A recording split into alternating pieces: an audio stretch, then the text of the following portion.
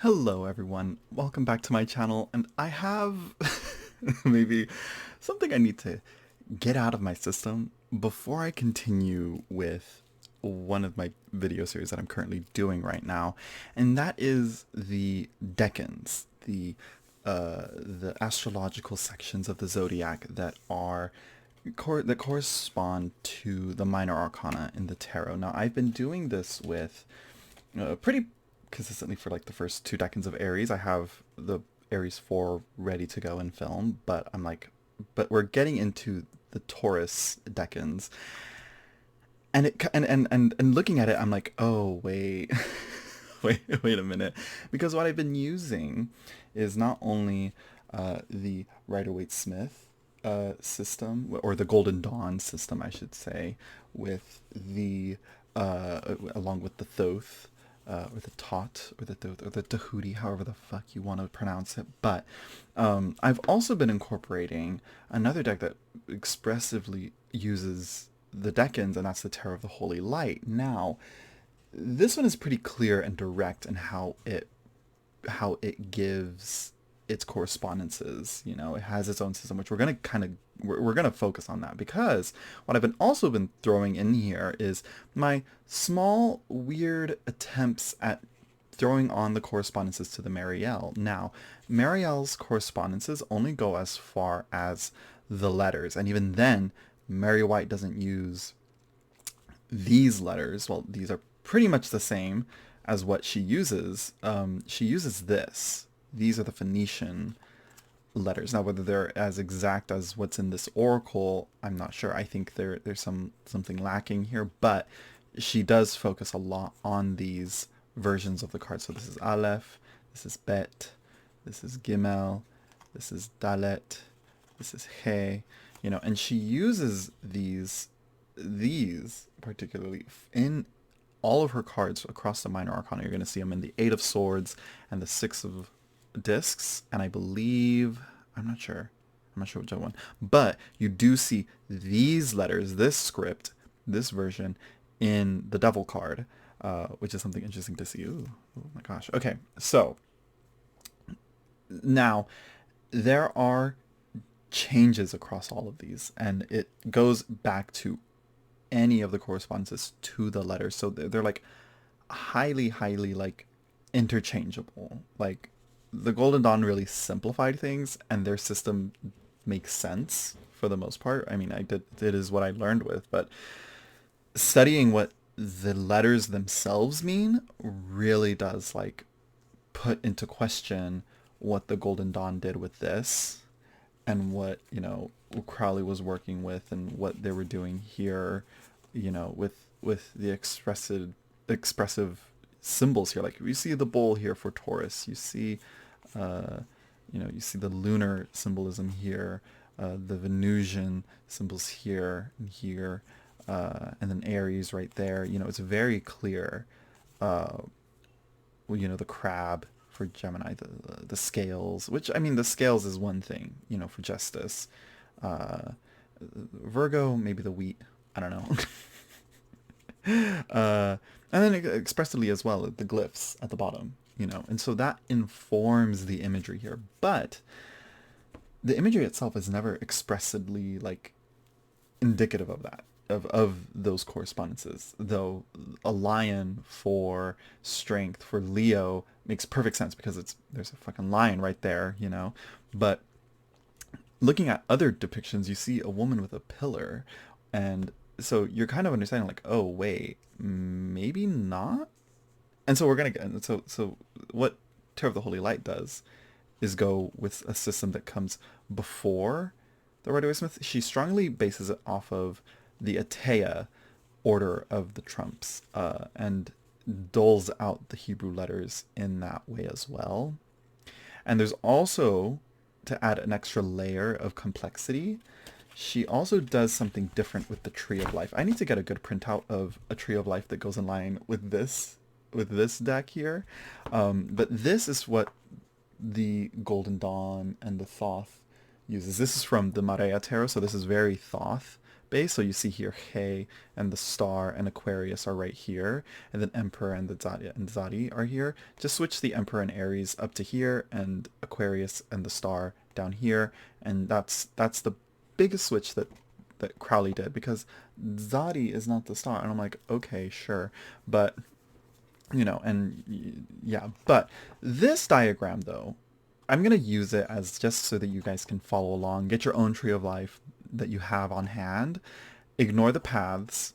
We're going to really focus in this video on the Sephiroth here, the one through 10 here, and see how they interplay with the decans and the astrology of it. Okay.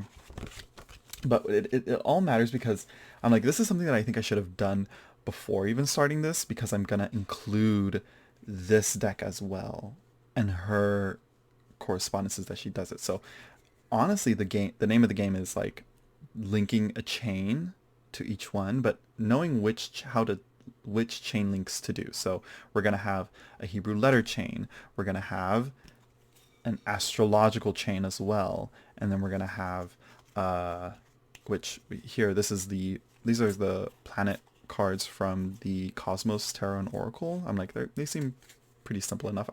Maybe I should use the Devas. I don't know, I already have these cards. Then we have these are the simple Zodiac cards from the Mike Wilcox Oracle deck, just for a help with the visual representations of how we're going to link these to these to these, and how we're going to go through that, just to give a basis of how I'm going to do things here, because it gets weird. If you're used to this and you're used to this, it's going to be a big change. Now, I'm pretty sure anybody that has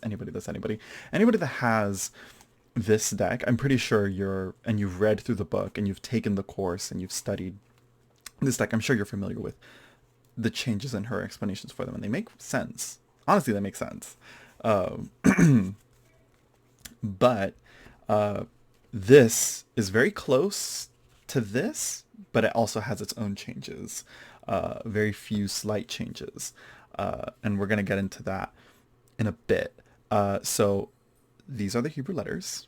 We all know them. They go on the paths of the tree. Okay. As I see here, on here, we're all familiar with that, right? Okay. So, but, however, they're divided into 3 categories. There's the simple letters. No, sorry, already messing up. The mother letters. Nope, that's not one. Which is these. Where is she? Here she is. Aleph, Mem, and Shin. And then there's the double letters, which are Bet, Gimel, Dalet, I believe Kaf, and then Pe, and then I believe Resh, and To. 1, 2, 3, 4, 5, 6, 7. Yeah. And then the 12 simple letters starting with Kuf and then going backwards. That's the rest of them in order. I think I'm putting them in order. Just for simplicity's sake. So just to get the simplest part out of the way, which is pretty consistent throughout, the first 2 are these and these. The mother letters and the 12 simple letters. Okay. So these, let me put this up here for now. So these are associated with the 3 elements: air, water, and fire. Earth, think of Earth as like the material plane where all of this plays out and combines and creates the physical plane, if that makes sense. The material, physical, earthy plane. Some will give, where is it? Some will give this letter, Tav, like you see in the Thoth or the Tabula Mundi. Even the Rider-Waite-Smith, the Golden Dawn, likes to give Tav Saturn and Earth, but we're going to get to that later. We're going to ignore that. Just ignore Earth for a moment and think of Earth as just the material plane where all of this plays out, you know. Kind of like in astrology, where the planet Earth isn't considered like in the chart of a reading. It's the it's the board in which the game is played out of the planets and the stars. It's the mirror in which the forces of the planets and the stars, reflect and play out on the board. If that makes sense. Does that make sense? I hope that makes sense. So Aleph, Mem, and Shin are fire, are air, water, and fire. Okay. Keep this in mind. This is important. But then the simple letters are the 12 zodiacal signs. So this goes with Aries, Taurus, Gemini, Cancer, Leo, Virgo, Libra, Scorpio. Yeah. And then Sagittarius, Capricorn, Aquarius, and Pisces. I know they're not on there. There's no. We'll get into it right now. It's a lot of cards, and there's not much space on my table right now because I have all these other cards going on. Well, I do have these. So it's these signs just in order. In order of the zodiac. That's kind of how they're doled out. Just 1 to 1. They're kind of just directly. Oh, not the hair. I feel like I'm shedding. So yeah. Now, where things get tricky is this. The planetary letters.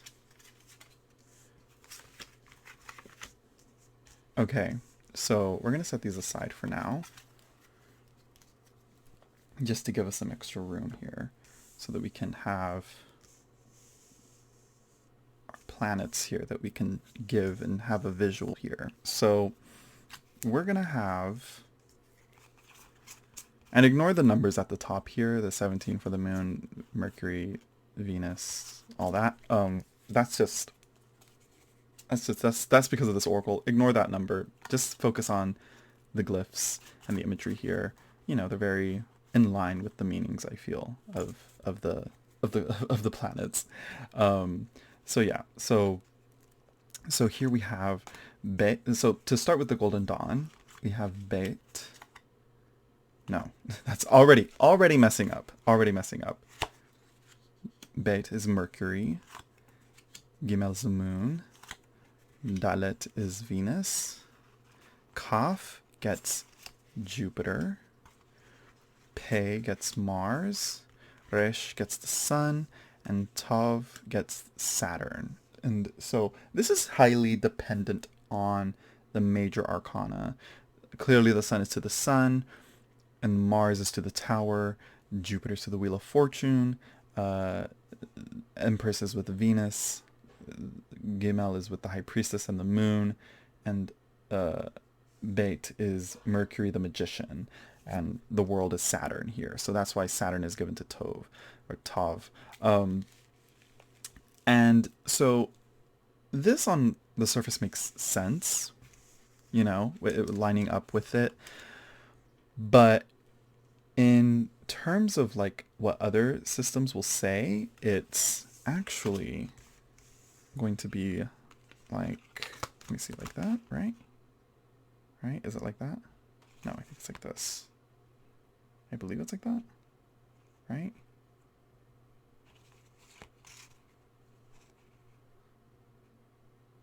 I can't remember.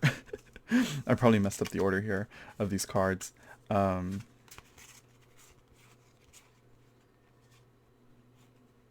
Yeah, anyways, though. But anyways. I'm trying to keep them in the Chaldaic order of descending of how they are within the decans as well, just to keep this in mind. But you're probably like, why does this even matter? I thought this video was about the decans. It matters because the decans in the tarot should coincide or add some depth when you add the majors, the planetary, and the zodiacal letters of the majors together in whatever combination that they come up in the decans.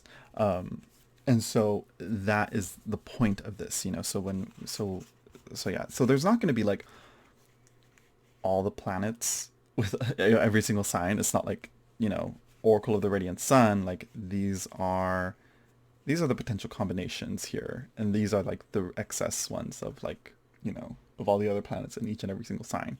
But this is just a visual guide to help us with what I'm going to try and explain with this part within the next part where things get more complicated. So in the so that's Golden Dawn right there. So moving on, Golden Dawn, we understand that. We understand what's on there. The letters are clearly there. So within tarot, and also to give a clear, we're gonna. Oh right, I should explain this, but we'll stay with the planets for now. So for the planets, let me see if I can get them all out. Planets, planet, sign, planet,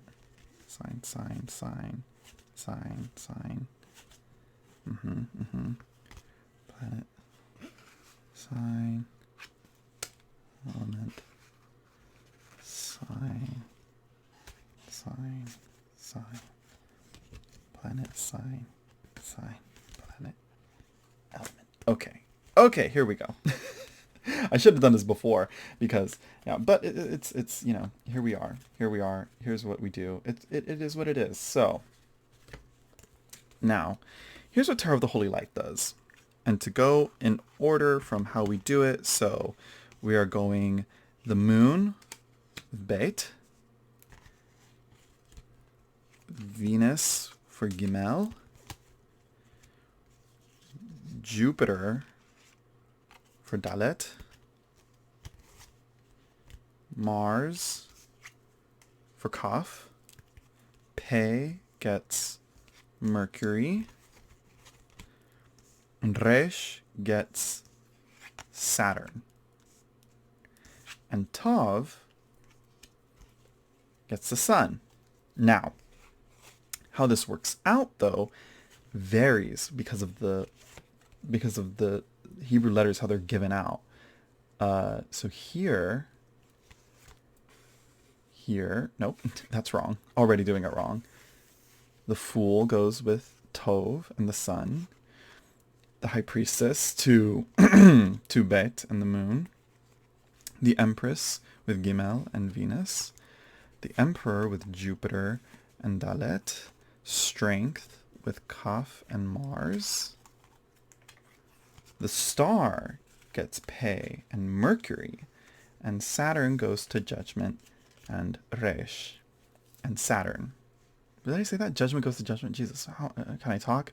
So that's how these play out. Okay, so let's take these off for now. And you're probably wondering, why are they like that? Why is it so different? It's different from the Golden Dawn. Hold on. Don't worry. It's okay. I'm going to explain it right now. So where it's all because of this guy right here. They just had to do something different. All the Golden Dawns and the Thoth and all of them, they all wanted to do something different with the Fool. Where does he go? What does he do? How does this all play out? In Golden Dawn and the Thoth, we see he is given Aleph, and he is given the element of air. Though this honestly looks like fire. In this one here in the Napal, you've probably seen he's given Shin. And in the Fool, in the Marielle, and here, of course, he's not even given a mother letter. He's given a double letter of Tav, the final letter. He's the end. He's the last card. Because of this is because Tarot of the Holy Light follows the Atea system, and Atea puts the Fool at the very, very end, the very last card of the pack of 78. It is the 78th card. It isn't the 77th. It isn't the 22nd. It isn't the 0 card. It is Tav. Now, to me, the Fool is unnumbered. So it's not 78. It's not even less than 1, because that puts a value to it. That means I prefer a Fool that has no number on it at all. It is the numberless card. It is free to go wherever he pleases. And so in the Marielle, Mary White gives the Fool Shin, much like here in the Napal, and I believe Worth also gives Shin to the Fool. And you can see that the Fool also has the letter Shin in his cloak right here on the bottom. If my camera will focus. There we go. That little claw there that looks like a hand, that's supposed to be the letter Shin. In the Bota Tarot, the letter Shin is much more clearly shown in his cloak, in his robes, in that version, in the, what's it called? The Paul Foster Case deck, or the book, the Tarot, his book called The Tarot, simply.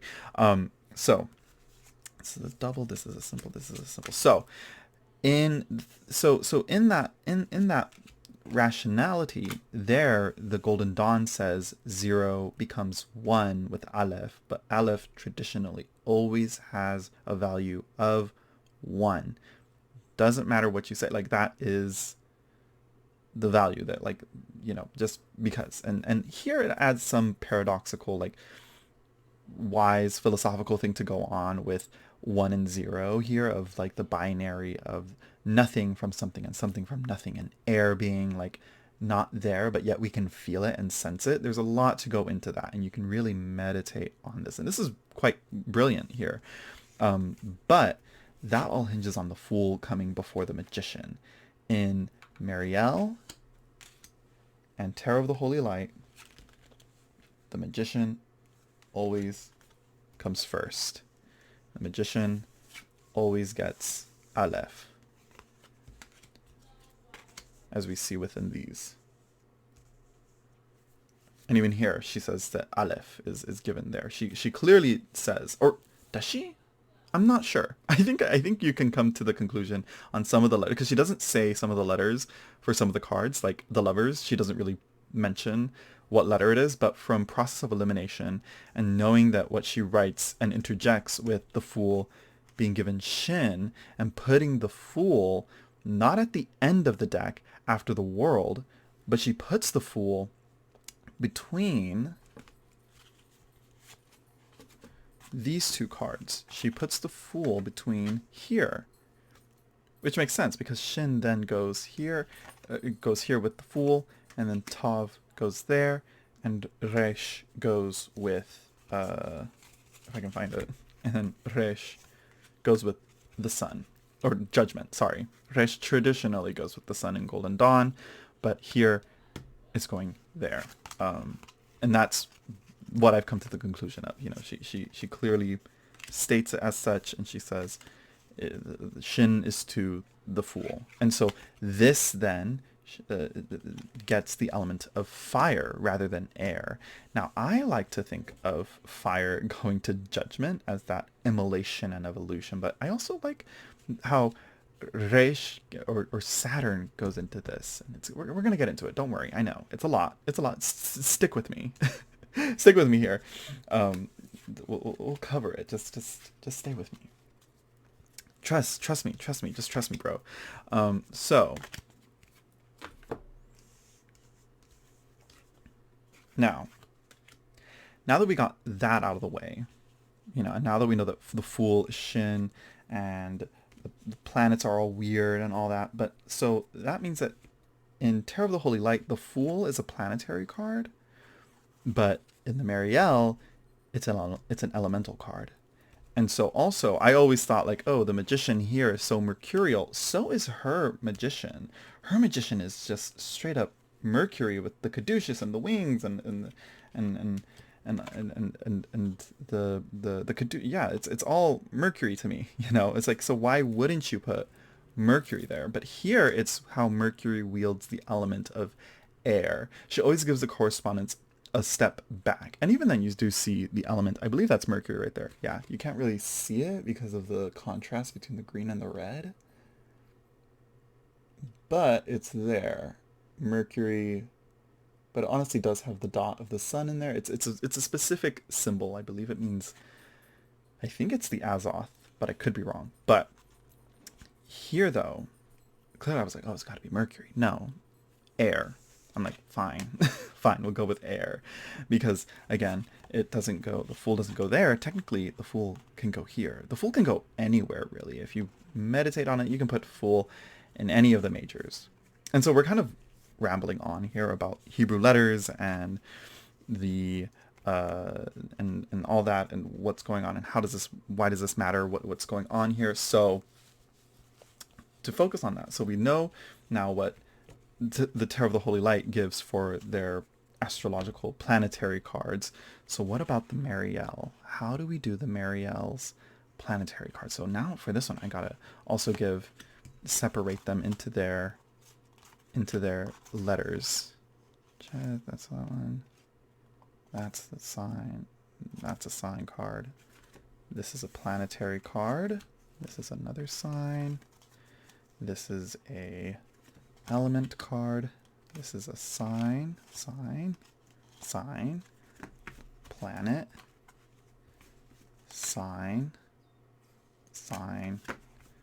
planet, element, and planet.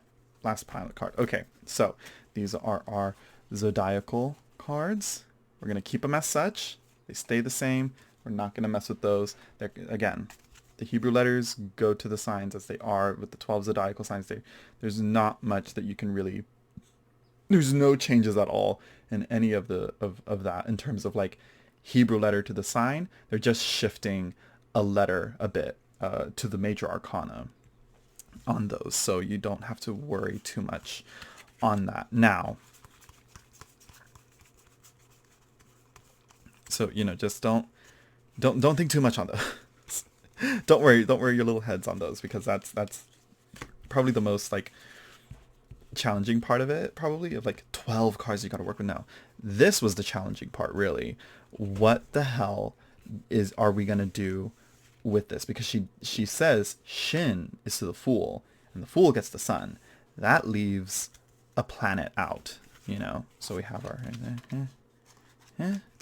like that, and then like that. Okay, so these are our planetary cards, and now we're like, but the star is Aquarius. No. The High Priestess is the Moon. The Empress is Venus. That doesn't change. Napal kind of touches on that switch between the two as, the dark and the light moon, the dark and the light feminine. So Venus as the dark moon, I believe, or the moon as like the dark Venus, something like that. Something along those lines, which, I mean, Venus as Lucifer, as the light bringer, as this figure that's very dark and all that. We're going to go that. Okay. And we're going to go... So let me get these out of the way, because it's quite a bit of cards, so we can better visualize our correspondences here. So this is pretty straightforward. We have this, and it is given the moon. We don't really have to mix with this too much. There could be, like I said, there could be some Venus ties within the High Priestess in some cases, and there's something to be meditated on that. There could be a possibility for that, but for the most part, it just vibes right to give it the moon and the letter Bet. Let's put that there for now, out of the way. Then we have the Empress, Gimel, and Venus. Still makes sense. Brings forth life and creation and attraction and allure. It's floral, vegetative, it's allure, it's love, it's life to me. It's magic in one way. Next we have the Emperor. Now the Emperor, as 4, has always seen Jupiterian in its depictions. There's even a Marseille card. I can't remember which one it is, what the specific Marseille it is, but there is the symbol of Jupiter on that card. And I think there's some that make Jupiter as the Hierophant in some older... I have a copy of it, but we're not going to pull it out here, because that's the Hierophant, that's Jupiter the Hierophant. I'm like, no, that's Jove in it. But here, as the Emperor, as Jupiter, that just made sense to me for its expansion and its order and the airiness of it, the old man in the sky type of figure, the eagle there. It's all a lot of Jupiterian symbols tie into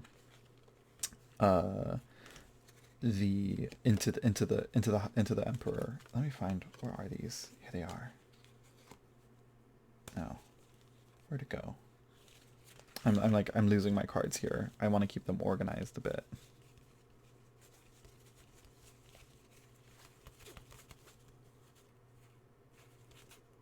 Oh yeah, here they are. I was right. So to me, Jupiter goes to the emperor. Okay, now we're getting into some tricky territory here. Because Jupiter used to go to strength. No, used to go to the Wheel of Fortune, but now the Wheel of Fortune goes to Virgo because of how the letters are doled out in order from 1 to Aleph to the Magician, and then going down in order. So strength gets Kaf, and Kaf is usually given to Jupiter, but Jupiter and strength, that don't make sense. That don't vibe right. And so we have 4 possible planetary options here. We have Saturn, which is limiting and karmic and not really in line with the meanings of strength, so no. We have Mercury, which is communication, connection, travel, commerce, that stuff. No, also no. So we have the sun, illumination, shining, awareness, our destiny, consciousness, our best selves, our goals, what we want to accomplish in life. Oh, say it, don't spray it, Zach. And then we have Mars, aggression, force. Oh, there we go. I said it right there. Force in itself, and that push and that drive is what Mars is all about. It leads to conflict when others people's drive collides with ours. And so when 2 strengths like kind of combine and combat with each other, that's where we get the conflict. And so Kaf goes within that. And also Kaf goes with, I believe, I can't, the hand, and there's a focus on the hands as well here. So I'm like, I like that, prayer and hands and all that. So yeah, next we have the star given Pe. Now usually we think of Pe as destructive, and the tower of Babel with the mouth and language causing the collapse of Babel. That makes sense. I get it. We get it. We got it. Okay, sure. But the mouth in itself isn't very destructive, only when you're using your words as hurtful or destructive and all that. And so, again, looking at the cards here that we have available, we have only the only card that's really strongly connected to communication. That's Mercury with Pe, and communication and the speech, and yeah, that to me just makes sense. With the star and hope and communication and guiding and movement through life and all that. Next, we have Reish, and we have the world. And so we're like, what are we going to do here? Which goes where? How does what go what? I feel like the sun is just too nice of a card here to go with Resh, its traditional Golden Dawn letter. But Saturn lines up pretty well with Tav and the world and all that. To me, it's like order and form and everything going well. They honestly kind of nice wash Saturn by putting it with the world. And to me, I think this makes more sense with this combination. Now, this doesn't look extremely solar on the surface, but and it's, but looking at the meanings of it. And also this deck helped bring this to light here. I need to check her sources. Lunaria Gold, she's the one that made this deck. She also did the Telluric Tarot and the Telluric Oracle. I think she also did the runes as well. But this is Tav. X marks the spot. The sun. It's extremely solar. And so to me, this is like, again, your goals, your destiny, what you're meant to do on this earth, kind of, it's that, you're here, you are where you need to be. Judgment is the trial. It's the tester. It's the limiter. It's like, can you go through this? Let's put this boundary in front of you. Let's put this barrier in front of you. How are you going to overcome this challenge? You know, are you going to pass or are you going to fail? You know, it's very that mentality with judgment and all that. So I really think that this matches up pretty well with that. And this is going to matter when we look at these cards in the decans which contain the Sun and Saturn and all the, you know, and Mercury, you know, all those decans that have those cards, that have that within the minor con. It's gonna come back to it. I totally put these wrong. I put these here, and then let me put these here. Okay, so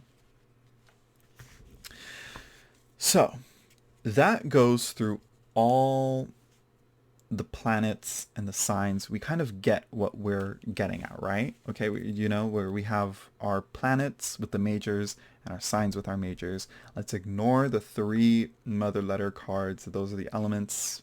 They're bigger. They do something else. They're different. Okay, so now there's another thing too as well that Tarot of the Holy Light shows. If you have the book, you probably get this. You've probably seen this. But if you also see in the Sefer Yetzirah, which is also where I was like, oh, the Sefer Yetzirah also has very different planetary correspondences to the double letters. What's going on there? What are we doing? Like, why is that happening? You know, I'm like, okay, it's their correspondences. And then there's also like charts of like in Aryeh Kaplan's translation of it where he shows various different planetary correspondences to the different double letters. And I'm like, oh, this is a thing. Like, everybody, like, it seems like almost a lot of people change this across many different systems, but the Golden Dawn kind of synthesized it into this one simplified order. Now, I don't know how they came about. I think the tarot kind of influenced their planetary correspondences to the Hebrew letters, but I believe that this system makes more sense. The Tarot of the Holy Light, there's something balanced about it. So as we see here, there's horizontal paths, and you can see here that like the Golden Dawn and Crowley even followed along with this a bit. They just went in order and just said we're gonna go. Well, of course Crowley messing things up, but this is the best, you know, Tree of Life diagram that I have. But bear with me. Emperor goes here, Hierophant, and then Lovers, Chariot, and then Strength, and then Hermit. 9, 10, 11, 12, 13, where's Temperance? 14, 15, 16, 17, that's the star, 18, 19, 20, and then 21. It's like that. Now, Tarot of the Holy Light removes these 2 paths and puts them up here. I believe there's another video on here. I'm going to link it in the description down below. And that's Colin from Ocean Dry. He came to this conclusion and connected these paths in a way and changed things a bit here. Though, of course, I think he keeps these paths here. But he goes along with this. So where the Golden Dawn kind of just went in order, traveling down from right to left, you know, right, left, center, that using that rule to just travel down in order. Tarot of the Holy Light and the Sefer Yetzirah even divides the letters into the 3 types of paths that we see. The most common, the simple ones, diagonal. There are 12 diagonal paths. Count them and you'll see yourself. There are 7 vertical paths, and there are 3 horizontal paths. And the 3 horizontal paths go to the mother letters, Aleph, He, nope, not He, Aleph, Mem, and Shin. Though I think it might vary from traditions where they put them. No. But for the most part, Shin goes up here, Aleph goes in the middle, and Mem goes at the bottom. And then and I know it's difficult to see that with this here, but you know, I'm not going to edit. I'm just kidding. Then the planetary letters go in order here. Again, in their own order on there. Again, let's just look up the Lurianic tree, I believe. I believe that lines up perfectly with what this is. And then the zodiacal ones go in order. I think they pretty much go in order, like with Aries, Taurus, so on and so forth. I believe that's how they go. I could be wrong, but yeah, that's with the majors, and that's just to explain that part. But the main focus where we're at here is the Sephiroth. This is where the main gist of what this really started, because I was like, okay, I need to do this. I want to do this. Wait, how do I do this with this new sign that we're in within the sign of Taurus? And so the first and because let's get into it. So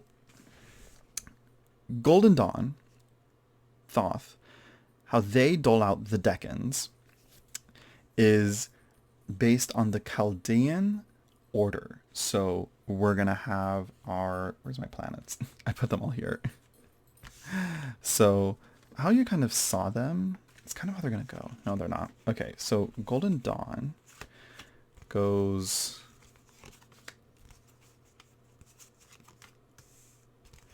in a unique way. Not a unique way. It's like the descending order of the planets. How fast they move pretty much determines that, and where and in what order they go. But this also lines up with how far they are from the sun. So that is what's gonna influence the Chaldaic order here. So you're going to see that it goes in its own system at first, starting with, where is it? Jesus. Mars, and then the sun, and then, where is she? And then Venus, and then Mercury, the moon, Saturn, and then Jupiter. Okay, it goes in sort of that, right? No, it doesn't go like that. Yeah, it does. Yeah. Yeah. So from I'm trying to think of it. Yeah, and it goes in order like this, traveling through the decans, traveling through them. They go like that. Okay, so we're gonna get so that's how it goes. All right, that's the first part. That's the first layer of like these decanic things, how they change, how they go through. So we're gonna go through that. We're gonna go from Jupiter. We're gonna go back to Mars. And you're going to see that here, actually. I forgot there's a back to this. And you see that here. Where is she? Where is Aries? Here we go. Aries, right there. And I believe if you have the Malmaline, T. Susan Chang's books, you're going to see this pretty much commonly throughout their work. And they really helped popularize the decans, I think, or brought it to the forefront. So you're going to see Mars, Sun, Venus, Mercury, Moon, Saturn, Jupiter, Mars, Sun, Venus, Mercury, Moon, Saturn, Jupiter, Mars, Sun, and so on and so forth, all around till here. And Mars gets double just to like carry over. There's stuff that you can go into that, but just, you know, which kind of makes you think like, that's a little awkward. That's a little shoehorned in. I feel like we could make that a little bit more balanced. So how do we do this? How does Tarot of the Holy Light approach this? So there's something called the triplicity method. And so what we're going to do here is show how that works. So we're going to do this here. Doop, doop, doop, doop. Let's keep them in order because it does kind of line up with it. Kind of, no, not really. But so we're going to go here with these four. Right? That's 5. What am I doing? Let's see if we can do this. Yeah, this should make sense. Hopefully this makes sense. Okay. I know they're kind of cut off, but bear with me here. Let's move this. Let's move this aside. Let's move some cards around here. Because, yeah. Let's see if I can do this, because this is not how it should be done. Because usually we think of them as this, you know, we're going to see. And so, yeah, you know, this is how it is, you know. But it's best to visualize this as the wheel. I don't know if you can see this here, if it shows this wheel. Yeah, here we go. You can see that here, you know, if you have your wheels with Cancer, Leo, and of course, hold on, give me a second here. Okay, so starting with, again, Leo, Cancer, you know, you're gonna build lines across each one of these. So Libra to Taurus, Scorpio to Aries, Sagittarius to Pisces, and then Capricorn to Aquarius. That's what you're going to kind of see there. And you can see the relation here. Mars, Mars, Venus, Venus, Mercury, Mercury, Sun and Moon, they're special. Think about it. It's a star, and it's our satellite. They kind of aren't like these planets. And then Saturn, for these two at the bottom, that's the base. That's kind of like the root of the tree. I believe you can see this in Tarot Revelations by Richard Roberts. Yeah. So, as you can see here, we're going to pair them up planetarily. Okay? So, let me just do this real quick here. So, we're going to have let's start with the top here, like we said here. We're going to have these two here because they kind of go together. And then you got the sun and the moon. We're going to get come on. Aries and Scorpio with Mars. And we're going to get, where is she? Here she is. Libra, Taurus with Venus. Virgo, Gemini with Mercury. Sagittarius and Pisces with Jupiter, and Capricorn, Aquarius with Saturn, okay? And that's how we're going to play this game here. Keep this in mind. This is honestly, memorize these sets, and you'll be good to go to learn astrology pretty easily, okay? With Mars influencing the qualities of Scorpio and Aries, Mercury the qualities of Gemini and Virgo, and Venus the qualities of Libra and Taurus, and Jupiter to Pisces and Sagittarius, and Aquarius and Capricorn being influenced by Saturn, because that's what they rule. That's the planets that rule those signs, or the signs that rule those planets. I don't know, you know what I mean. The only one that kind of still stumps me is Virgo with Mercury, but it comes and goes. I'll get a hang of it soon, but that's just the rules here. Let's just play along with me here. Okay?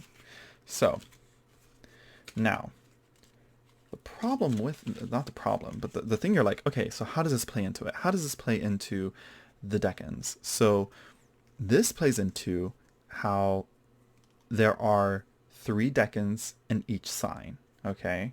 And there are 3 signs for each element. We have, how am I going to do this? How do I do this? So we have, yeah, let's go like this. Let's keep it like this, just to keep it in order, so that we have 3 rows of 4 that's going to fit nicely within the cards here, okay? Because I want this in frame. I need you guys to see this. Fire, water, air. People are probably like, there it is, it's right there, put it there. Go, stick with me here, have patience. Fire, water, air, and earth, okay? So, the triplicity method is going to play with the decans as these are sections of the decans. So, so you're only going to get in the fire suit, in the water suit, in the air suit, and in the earth suit, the planets that are ruling those signs. So you're only going to see Jupiter, let's put, well, it's a little confusing, but the ones that you're going to really want to focus on is the moon and the sun, because those are like special. Those are special cards. Mars, let's see, let's put Mercury where it goes with Gemini, and then Saturn with Aquarius or Capricorn. Doesn't really matter, you know, you're going to see, it's going to be a little confusing with that, but let's see. Yeah, let's do it like this. And Yeah, just so that they're kind of together. You can see that the moon and the sun are kind of special there. So you're not going to see the sun any of these, in any of the elements of water, air, or earth. You're not going to see the moon in the elements of fire, air, and earth. And vice versa, you're not going to see Saturn in fire and water, and you're not going to see Mercury in fire and water as well. And along with Venus, you're not going to see it in fire and water. No, no, no, no, because it's only in air and earth. Okay, and that's the rules there. Keep that in mind. It's a bit much, but you're gonna see. You're gonna see when I get to it. So within that, with that in mind, so let's do Earth here. Let's move these out of the way so we can finally see our decans. Okay, so we're finally getting into it.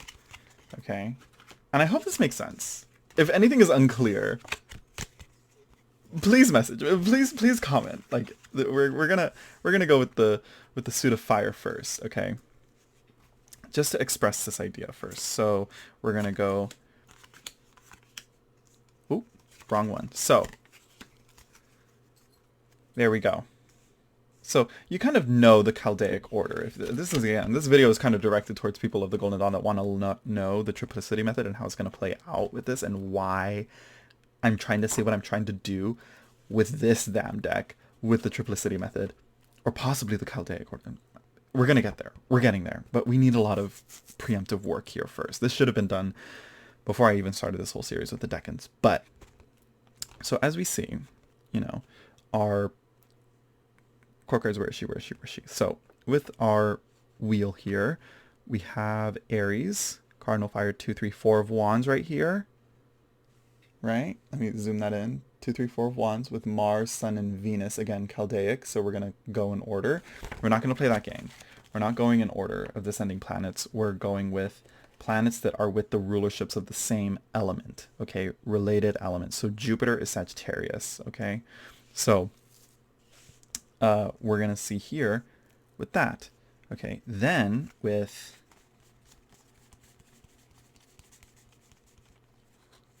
the decans of Leo and the decans of Sagittarius, well, this is going to get a little tricky. Sagittarius gets wild with the changes here. So that's here with Aries 1, Aries 2, Aries 3. Now, keynote, this is just a visual reference.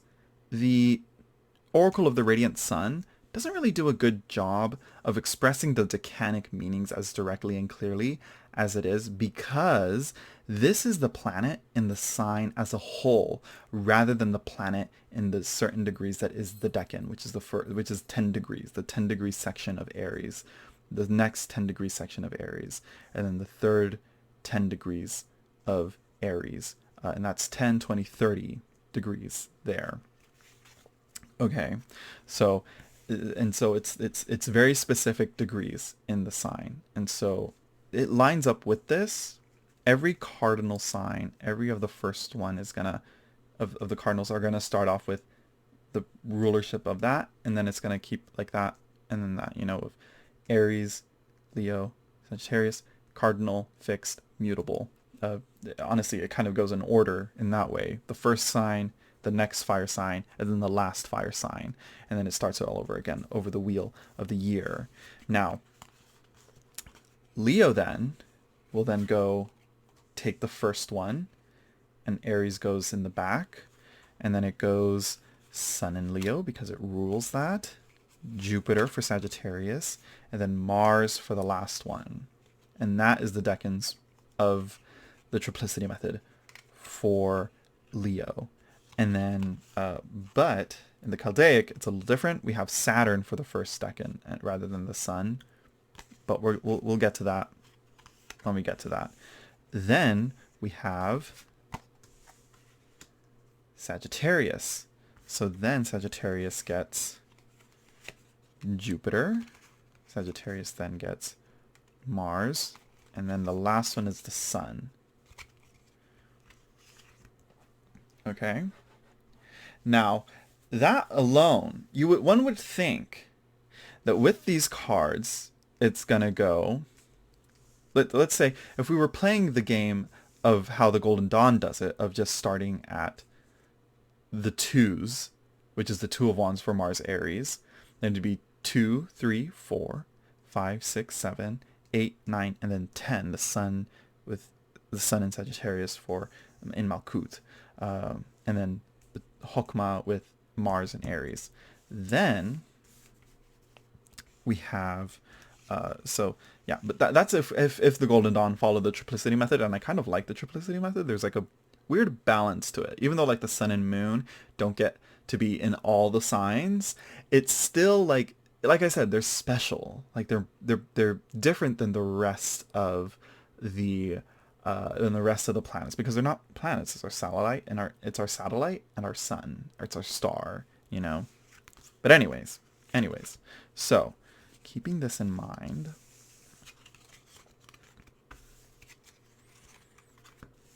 let's move on to how this plays out. So my problem here is how this plays out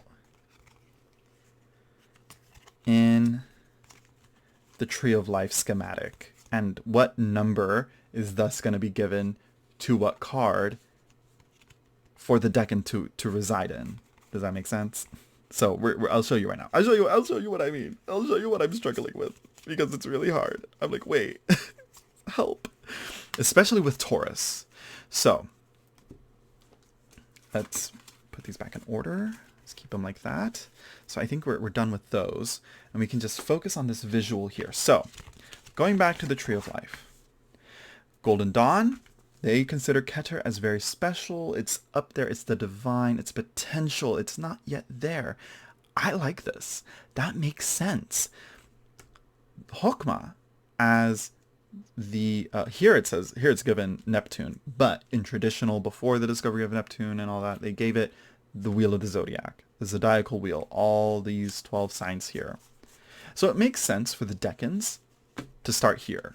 That makes sense because it's astrological. It's where it's the first signs. It's the stars there. It's that. And then we go down. We go down the tree with Saturn, then Jupiter, then Mars, Sun, Venus, Mercury, Moon. The Chaldaic order, you know. Start off with Mars, go to the Sun, then Venus, Mercury, Moon. Saturn goes here, kind of. You can think of it. But we start back up here again with Saturn. And then to Jupiter, Mars, and it cycles through like that. It's cyclical. There's something, okay, that makes sense. You can't argue with that. You know, that's pretty much how it is with Terror of the Holy Light. Not Terror of the Holy Light, with the Golden Dawn system.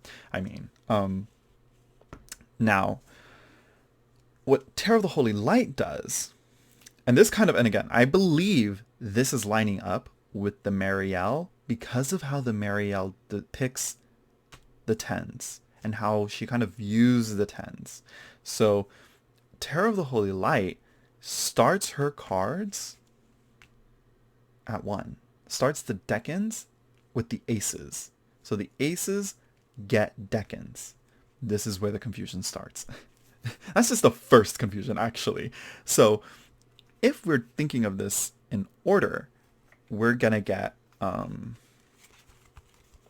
let me find here. So let me pause here. I should have gotten these out to show. Okay, so here's what I'm trying to work through here. So Golden Dawn, we leave out our ace. The ace is special. It's the divine. We don't really count that, and we work with the rest. So counting through the tree, going in order with the signs. Of course, we could keep it simple with keeping all the wands. That's not really gonna really help explain what I'm going through here, because we're going through the signs here. We're not going through the suits. We're going through the signs. So we're gonna have. So to keep this in mind, it's a shame these cards don't fit on there, but we're keeping this on the side here. We're gonna have 2, 3, and 4 right here as Hokmah, Bina, Hesed, right? Okay, that makes sense, right? We're with us now. Moving on to the next season, we're now in a card that is influenced by Gebura. Okay. And that is a 5. Tiferet with the 6. And Netzach with the 7. Okay. Now, since we're going to be moving up here, we're going to put these away real quick. Let's travel down the tree. Let's move it up a bit so we have space here. Let's scroll. Oh. Hold on here. My computer's telling me something. I hope that didn't bother anything or mess with anything. So then we have 8, 9, and 10 is the final cards here. Moving forward, let's move these up a little so we can see this a little better.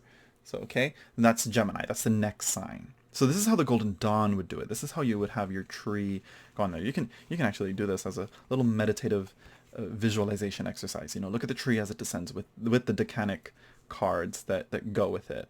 Okay. Now, here's what Terror of the Holy Light does. This is what Terror of the Holy Light said.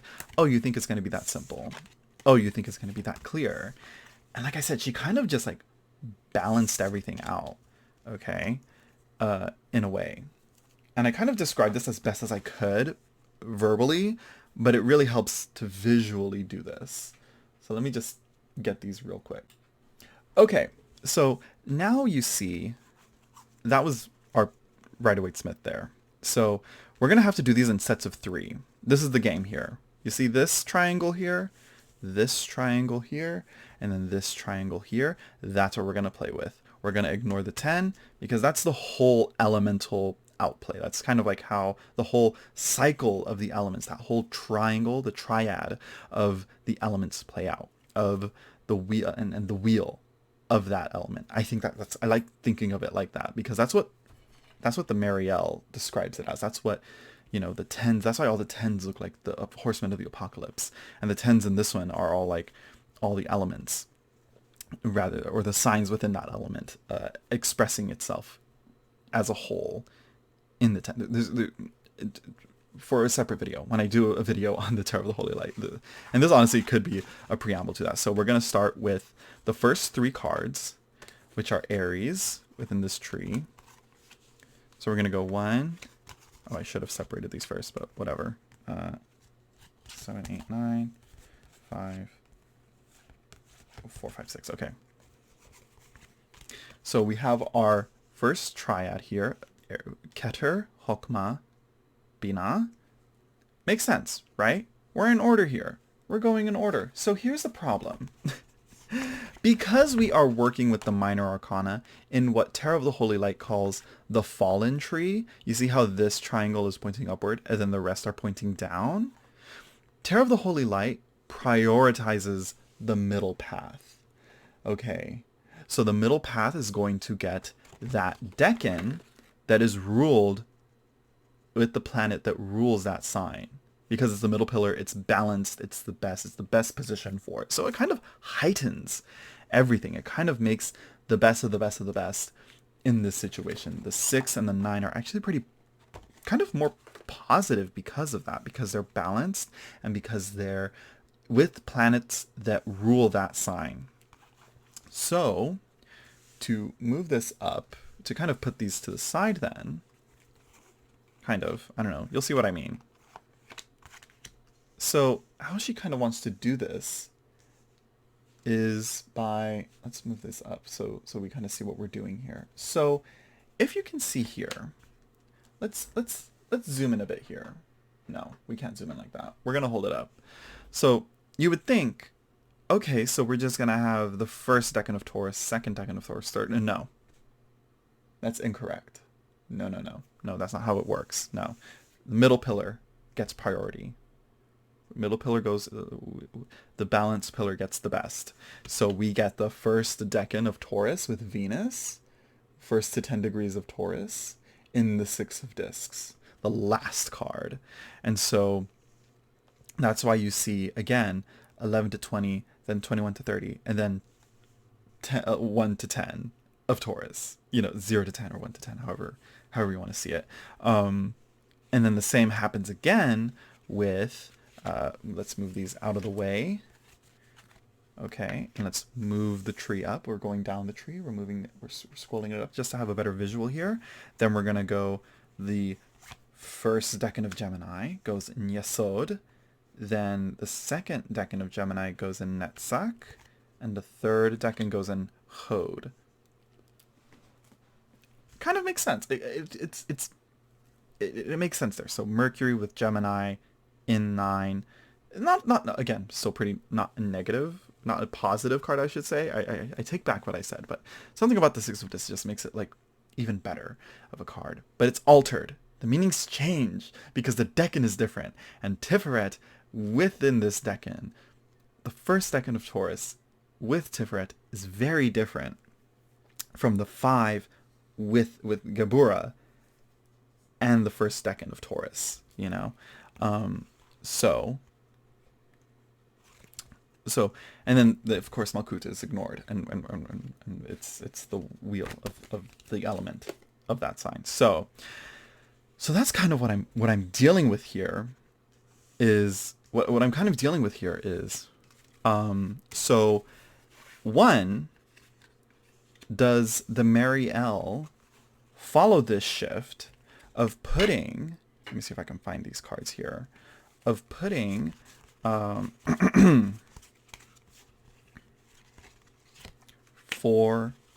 5, and 6 here, and then let me find these cards here real quick. So does she give her decans as they are here? Let's pull out the decans here from our cards here to kind of guide us here. So when she does this, let's see here. Yeah, that's Aries. All right, I gotta kind of backtrack here. Give me a second here.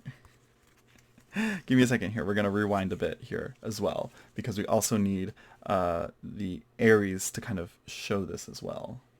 So as you can see here, I just kind of put them all in rows of 9. We'll focus on Gemini here, but does she give Aries, the Ace of Wands, Aries 1, the 2 of Wands, Aries 2, and the 3 of Wands, Aries 3, Jupiter Aries, Sun Aries, Mars Aries? And does she do the same for, that's that, for the Venus Taurus for the 6 of Discs, the, Jesus, I didn't do this right. Yeah, Saturn for the last one, and Mercury for the 4th, you know, that's the last. So does she do it 1, 2, 3 Taurus like that?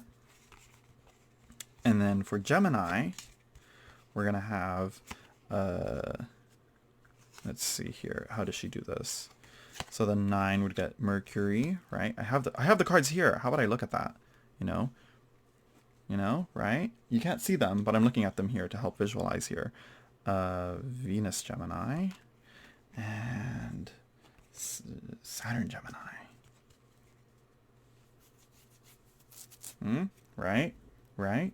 Right? Huh? Does that make sense? Is this making sense? I don't know. Let me go have dinner. Let me take a break here. I'll have dinner, and then I'll come back with this with a clear mind. Okay, so I'm back. Lighting is different because it's darker now, and I had to get my light set up, and yeah, the quality looks a little different, but bear with me. So the question is, do we continue with 1 through 3 as this? Does she actually follow the Golden Dawn? Well, no, that's actually the wrong question. The question would be, should we use the Tarot of the Holy Light correspondence of the decans for these for the minor arcana in the Mariel, or the Golden Dawn Chaldaic order, or a hybrid of some of the two, or something? Because reading on the meanings of the 3 of Wands, and particularly the real problem is here, the 4, 5, and 6 of Discs. Because the Ace and the 2 and the 3 and the 4 of Wands, that I'm like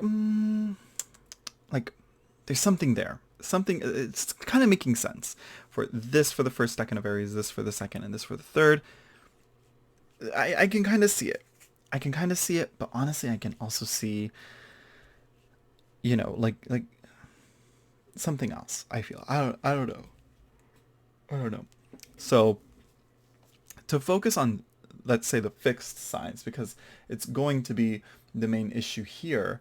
So we're going to ignore Aries for a second here.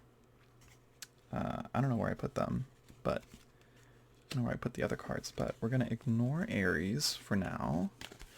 And we're also going to ignore Gemini for now as well. And we're just going to focus on Taurus, just to keep us focused, just to keep us organized a bit here.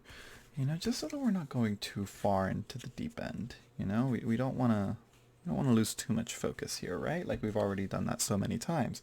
So we have here, we're going to keep this as organized as possible. Stacking, stacking, stacking.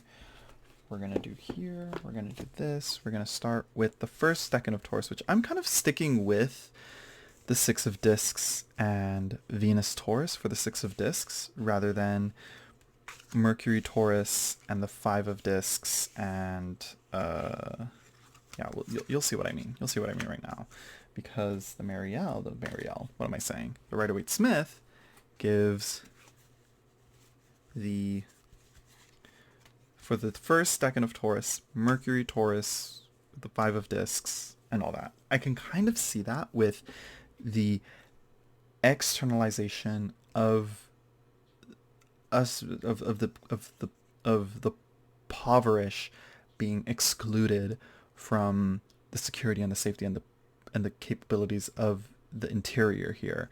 And here we see the same. Adam cast out of Eden, which is within himself. You kind of see something there. But in the 6 of discs, we see a blend here of cultivation and nature, of instinct and cultivation, I think is what is said here, and a union between the organic and the manufactured. Again, cultivation, agriculture, kind of, rather than foraging out in the wild for natural plants and food, we'd rather control and grow it ourselves in rows of fields with controlled fertilizer and controlled watering and all that. With mathematics and geometry ties into here. And that kind of is that marriage between shown here. But there's also the description in the second decan of Taurus, which is, let's see if I can find it, which is generosity and gift giving and sharing in a way, which is, let me see if I can find it here. Is it in this stack here? Yeah, here we go. The moon in Taurus with, and make it like this instead, and ignore these two for now. And if we're looking at it like this as the first, not the first, but as the second decan, 6 of discs, as the second decan, as it is in the traditional Golden Dawn, this also makes sense, as he is giving this to the in need. He's giving, and there's a balance here between the two, as well as 6 being Tiferet, balance as well, and the moon in Taurus, exaltation, and this here, it just makes it really works with this. The only other thing that I can think of that doesn't really work then would be the 7 of discs, though. But that I would have to read into it. Then I'd have to read into that and see what that, but I haven't gone too much into that. So that's my problem here. Is it 5 or is it 6? You know, what are we doing here? What are we doing here? What are we playing around here? There's a lot that we can do with the Marielle that we can see in the correspondences within these decans. And that's what I'm trying to figure out for this. And I think this is where it's kind of coming to the point of where correspondences are independent to each reader and practitioner. You really have to learn to work with themselves. Sure, you can work with a system of correspondences that are already established, like say here with the Rider-Waite-Smith and with the Tarot of the Holy Light. They're quite well done there. But here in the Marielle, we're kind of back to the Marseille, where let me get an example here. We're kind of, as I was saying, back to the Marseille, where, let me fix this, right? Where we're back to, you know, what are we seeing here? What are we reading into here with the number and the element And how do we view these cards in that way? I guess I could finally dive into the Marseille, but then that would be a lot of backtracking and a lot of... And the thing is that here we already have images. Here we already have images that we can reverse engineer a bit and maybe do a bit of shoehorning of ourselves of Sephiroth, sign, and the planet of the Sephiroth as well, blending into that. So with the 5 of discs, that's, with the numbers are the numbers and the Sephiroth are the Sephiroth. We're going to stick with that. So here we have Chesed, Jupiter, Mars, Geburah, Tifereth, and the Sun. Okay, there's no arguing there with that being shown there. What we need to see is whether or not we're going to go in order of Decan 1, Decan 2, and Decan 3. Let me move these out of the way. Too many cards. Within the system, keep it like here. If we're doing it like this, 1, 2, and 3 in that order, and 1, 2, and where's my 7? I think it should be right here. Nope, that's the swords. There it is. And 3 in this order. But here's another thing, is that the 4 of discs, we're going with this because it's only the 4 of discs is the Tear of the Holy Light. In the Golden Dawn, the 4 of discs is the Capricorn. It's the cardinal sign. They view that as cardinal. So what are we doing here? Is that really what it is? I mean, think about it. If we're a mountain goat, this is a great climbing experience, as Capricorn is viewed as such. It's a great challenge there that we see. And then here we're cast out and looking within. Here it's the gift giving. 7 though, here 7 isn't so contemplative and introspective, and as in the Marielle. The Marielle, we have someone that is, we have the demiurge, we have the creator, he who thunders where he walks, I believe is the correct title of the card. It's a very crazy looking card for it to just be a minor arcana, So it's like, what are we doing here? How do we do this? This makes sense, but kind of it's sort of making sense for this one to be the first Decan as well. It's hard to settle down on what could be being said here. But this one, there's so much. There's a proactive aspect to this, as well as within this versus this, where this is he's pausing, he's looking at his work, he's waiting for the fields to be cultivated and stuff like that. Here, we're using the different planetary forces to work within ourselves to better ourselves. It's a very self-developmental type of deck, but I'll have to see. Let me take a minute to read up on the last Decan of Taurus. Still nothing. I read up on the 7 of discs and the meanings in the Tear of the Holy Light, 5 of discs and 7 of discs as well. And I reread a bit of Austin Kopic's 3rd Decan of Taurus, and the meanings are just so similar. There's a lot of overlap between a depiction of the human self and a depiction of who we are and our work and what we make and how we feel about that, as well as we are ourselves creators and all that, and covetousness and working on making things and etc. etc. It's a lot. It's a lot, and I'm like, it's getting me nowhere. And honestly, this deck is only just, again, for visual, a visual guide for, the Decans of Gemini astrology, just for something. But I'm like, I need an actual Decan oracle that's gonna help show some of the astrological Decanic stuff in these decks to help better ground and visualize and help link up together. We'll see. One day at a time. But this is where I'm at. This is what I'm struggling with. This is what I'm focusing on. And I'm like, I need y'all to see what I'm fighting against. So yeah. So to bring it back together. So to focus on, like, let's say here, because I'm like, I showed you all the majors. I'm like, let's actually put that into practice here. So especially with these, because we actually get a few of the cards where things are changed. So let me move this around here. And move this over here. Pick these off. So what we're going to see here is, one, the Golden Dawn way of how this would work. Of how these cards would play out. And then we're going to compare to the Terror of the Holy Light. Let me actually put this, because it'd be like these 4 to 7. It's going to vary. Because again, Terror of the Holy Light uses these 3. And then Rider-Waite Smith Golden Dawn uses these 3. So it varies. It varies. So, you know, we have here, there it is. Okay, so with Golden Dawn, let's set you to the side. Let's focus on the Golden Dawn here. So the 5 of discs, we're gonna have here. We're not gonna have the Hierophant like one would expect with the Terror of the Holy Light. We're gonna have the Lovers. Okay, let me actually put it here, just so that we can see maybe more. We can have more space, because it's getting really dark.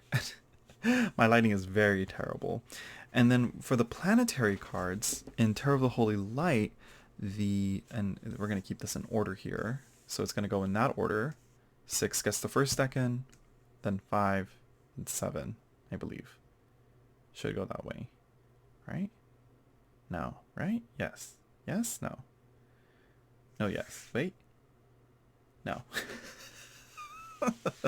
I'm talking... Oh gosh, I'm confusing things. Sorry, it's late. Okay.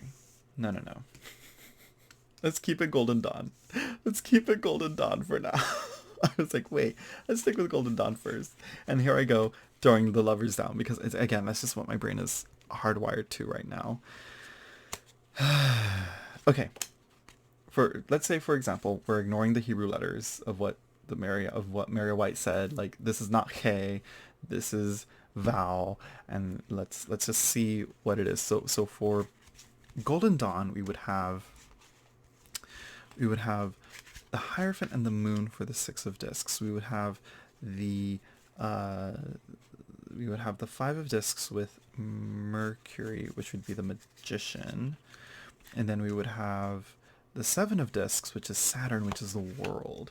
Okay, with these 3 cards. I'm like, it kind of makes sense. It kind of shows, it's kind of like, okay, maybe I can see it. Maybe. It works because of Golden Dawn. And this deck is slightly based off of that. But Mary-White is doing something different here. Mary-White is doing a different system.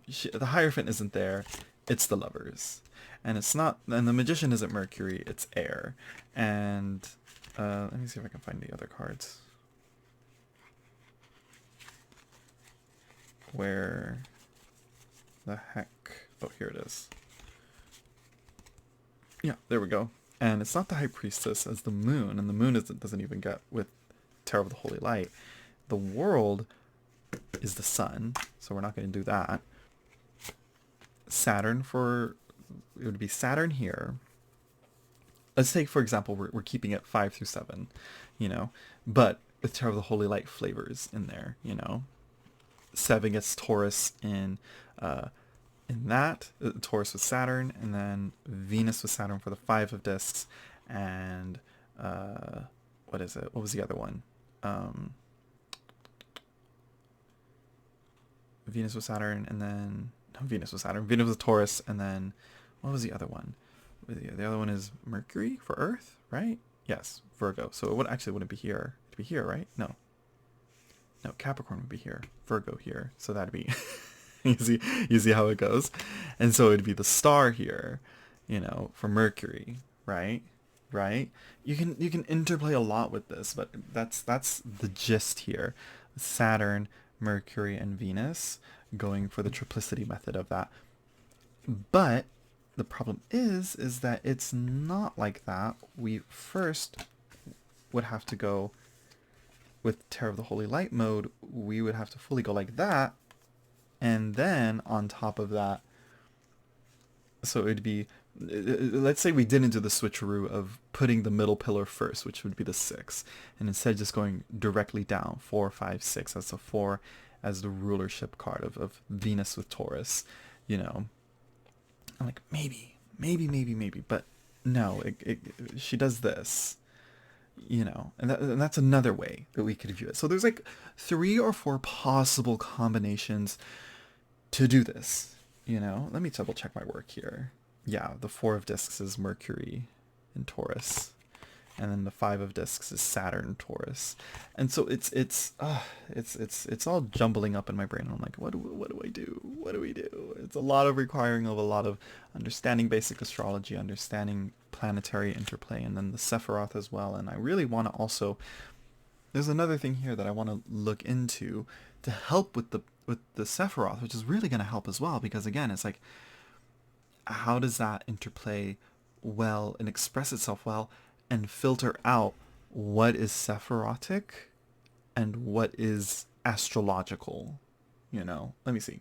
And that is where I want to kind of go into this book a bit, you know, and try and see what's up with this, but I haven't read through it. I've been reading more instead on, because I've been looking at the Hebrew letters, because this is what's really going to help as well, understanding the Hebrew letters to each of these cards.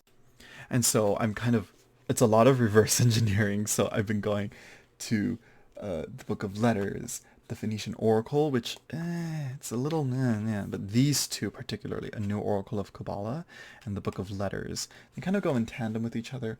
But this is pure Hebrew letters without the taint of tarot and Hermetic Kabbalah, you know, influencing the meanings of these letters. Because a lot of the times when you go to Hermetic Kabbalah with or Western Kabbalah, would it be considered a Western Kabbalah? Because I feel like Kabbalah is Western. Anyways, when you go to Kabbalah that uses the tarot and astrology and all that with from the Golden Dawn, you're gonna get a lot of the meanings of the Hebrew letters with the meanings of tarot, and you're gonna be like, you can't differentiate the two. And it's like, no, the Hebrew letter should mean its own thing, and this is really helping with that meaning. These two really helping with that. And you know, if you really want to go down this path, I highly recommend these two. This one just helps solidify some of the Phoenician stuff. Like again, this really helped make this the sun and help me understand the sun better as an astrological thing. And that's another thing, like how astrological are you getting with your correspondences, you know? Because some of them are like, yeah, it's all shoehorning.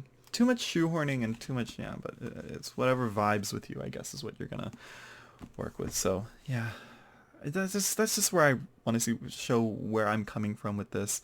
Before I go into the next decan of Taurus, or the first decan of Taurus, I should say, where we are starting with maybe the 6 of discs, maybe the 5 of discs when we go to the Marielle. It's give or take. It's really like, what are we doing, particularly with the different planets in there. So it's like, is it Saturn? Is it Venus? What are we doing? You know, what's going on here? You know, what would work best for what's being depicted here? Wish me luck. Wish me luck. And if you have any insight and any clarity on this and any advice as to how I could approach this differently, please don't be afraid to share, because this is a lot. And honestly, I don't have to do this. This is because I want to. Because like I said, Marielle, there is no set in stone correspondences. You can just read this as you want. But I'm like, I want the challenge. I want to try and see how this works and help exercise like the flexible meanings of these cards and stretch my knowledge on the Marielle as much as I can, you know. So yeah. There you go. Thank you everyone for watching. Don't forget to like, comment, share, subscribe, hit that notification bell so you know when I go live or I do another video like this.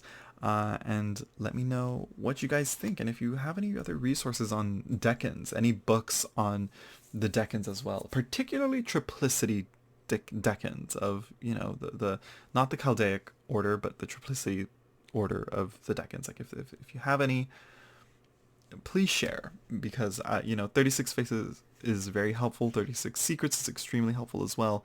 And I found a website that does do that, but it's I want something more, and I think I need more astrology info. I don't know, because very few astrology books actually go and touch on the decans. Anyways, I hope this was insightful. I hope you found something to chew on mentally from this, and hopefully this offers an exercise for everyone to try, maybe, especially with the current decan walk that people are doing. I think people are just following as they can, but I'm like, I want to use the Marielle because I like the Marielle, and I think there's something here that astrologically works. There's something here. It's gotta work. Anyways, thanks for watching, everyone. Bye.